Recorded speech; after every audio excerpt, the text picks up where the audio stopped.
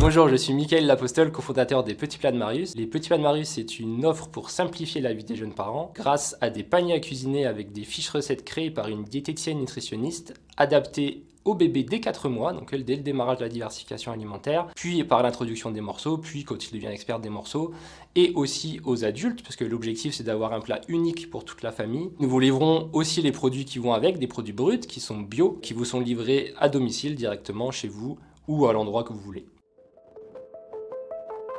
Les Petits Plats de Marius est né tout simplement de notre propre expérience personnelle en tant que jeune parent. Nous avons un enfant qui a 2 ans aujourd'hui. On voulait vraiment que la diversification alimentaire soit un moyen d'éveiller l'ensemble de ses sens, ses 5 sens. Pour ce faire, il fallait qu'il soit avec nous à la fois du moment de préparation du repas et pendant le repas. Et on voulait qu'il voit, qu'il entende, qu'il sente les produits, qu'il voit ce qui se passe en cuisine, les produits passés à la poêle, passés à la vapeur, etc., etc. Sauf que pour mener ça à bien, forcément on a vite été rattrapé par notre temps et notre travail. On a dû trouver des recettes, voilà, ça s'est vraiment complexifié. Du coup, on a cherché une solution que l'on n'a pas trouvée et on s'est dit, créons-la à nous. Donc, c'est ce qu'on a fait. On s'est associé avec une diététicienne nutritionniste pour créer des fiches recettes et après avec des producteurs et des partenaires, le Goût du Bœuf, le Locavorium, les Albio d'Occitanie notamment, pour pouvoir avoir une offre complète de produits bruts pour que le fait maison soit la norme aujourd'hui pour les bébés et que la diversification soit un moment de partage et de convivialité pour tous, les parents et le bébé.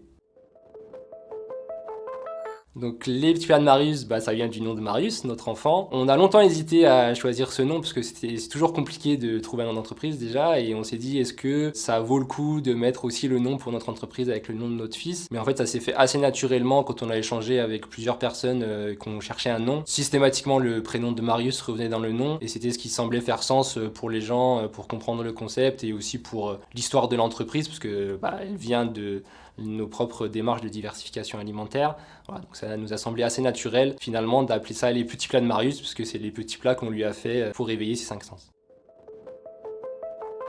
Il y a 2 grandes qualités pour être entrepreneur. La première, c'est de bien savoir s'entourer. L'entrepreneur ne peut pas tout gérer, ne peut pas avoir les expertises en tout. Il doit évidemment faire appel à des experts. Il ne peut pas gérer les RH, l'organisation, l'administrative, la logistique, la communication. Mais bien savoir s'entourer, ça veut pas simplement dire choisir des experts, ça veut dire avoir des experts qui correspondent bien à la manière dont on a envie de porter une stratégie, dans la manière dont on a envie de travailler avec eux. Et là, évidemment, c'est là où ça se complexifie un petit peu. Voilà, donc c'est une des tâches les plus compliquées. Et il y a un élément qui peut permettre d'aller plus vite et de trouver les bons experts, ça s'appelle les réseaux d'entreprise. Il y en a beaucoup qui existent aujourd'hui pour tous les goûts, pareil, en fonction de vos attentes, de vos envies. Voilà, c'est une bonne démarche pour trouver les bons experts, avoir des retours d'expérience. Et c'est l'une des qualités premières d'un chef d'entreprise, de bien savoir s'entourer. Deuxième, évidemment, c'est de rester tenace, de s'accrocher, d'avoir foi en son projet. La vie d'entrepreneur est faite de très haut et de très bas. Ce n'est pas une route tranquille. Il faut toujours avoir la foi, puisqu'il y a beaucoup de pessimistes, surtout en France, mais pas que, rassurez-vous, qui vont vous dire « Ah oui, mais là, ça va pas trop en ce moment, ça va pas, il y a la guerre, il y a le Covid, il y a tout ce que vous voulez. » Voilà, restez accrochés, restez sûr de vous, restez confiants. Les plus grands succès se sont faits souvent avec des démarrages qui étaient très compliqués. Prendre l'exemple simplement de Blablacar, qui est une licorne dont tout le monde parle aujourd'hui. Ils ont des débuts qui ont été chaotiques, qui s'appelaient covoiturage.fr, ça ne fonctionnait pas, c'était nul. En tout cas, ils ont continué à y croire, ils se sont accrochés. Aujourd'hui, on voit ce que c'est devenu. Donc voilà,